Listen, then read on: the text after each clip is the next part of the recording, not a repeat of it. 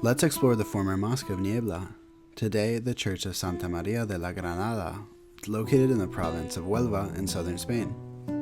The most striking transformation appears immediately in the mihrab, now occupied by a golden cross. What was once the focal point of prayer towards Mecca has been reoriented to symbolize the passion and crucifixion of Christ, an event Islam denies. Because the mihrab is such a prominent and symbolically charged feature in Muslim prayer, Christian authorities place the cross here, even today, as a deliberate act of resacralization, ensuring the space's visual and spiritual focus aligned with Christian theology. This change of orientation reflects one of the most fundamental differences between mosques and churches. Christians traditionally prayed facing east, anticipating Christ's return from that direction, while Muslims turned towards the Kaaba in Mecca, regarded as the first house of worship. When mosques were converted into churches, this misalignment often required new architectural elements, such as apses, to accommodate the Christian liturgical axis. Approaching the complex from the outside, we enter through a horseshoe arch framed by an alfis, which opens into the courtyard.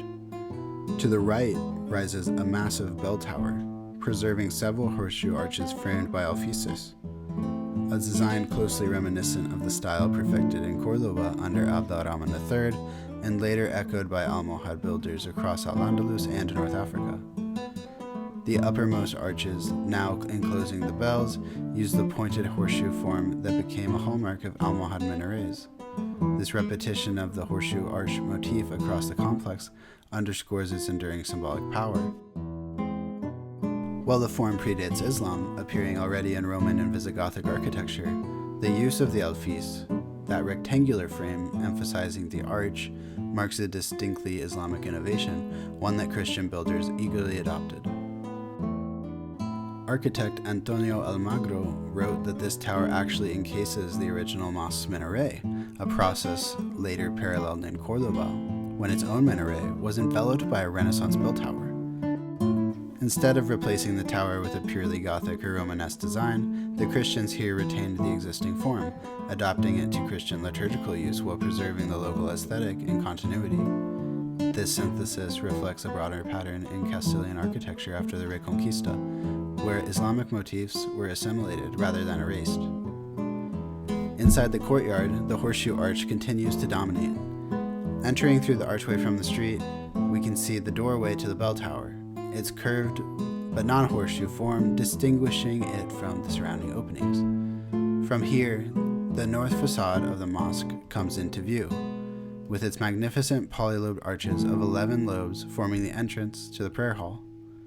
The large, now sealed horseshoe arches flanking it, each carefully framed within an alfis, recall the compositional grandeur of Cordoba's great mosque, proclaiming imperial and spiritual prestige through architecture.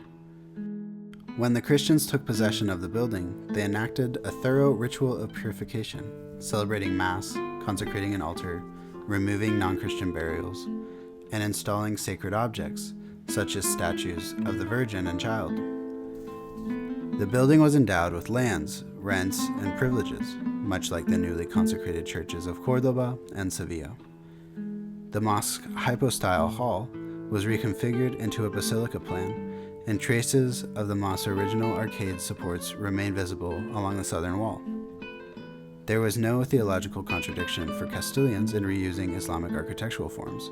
Such aesthetics had already become symbols of royal authority and conquest. From the capture of Toledo onward, Castilian rulers employed Andalusi visual motifs, notably the horseshoe arch and alfis, in their own urban and ecclesiastical architecture. Examples survive even in northern cities like Burgos, and the arches of San Martin and San Esteban, which adopt the same formal vocabulary. As the Christian kingdoms expanded southward, they appropriated and transformed these Islamic elements, integrating them into their own sacred and political landscapes. The result is the hybrid beauty we see today in Santa María de la Granada, a Christian church that still bears the unmistakable imprint of its Almohad origin.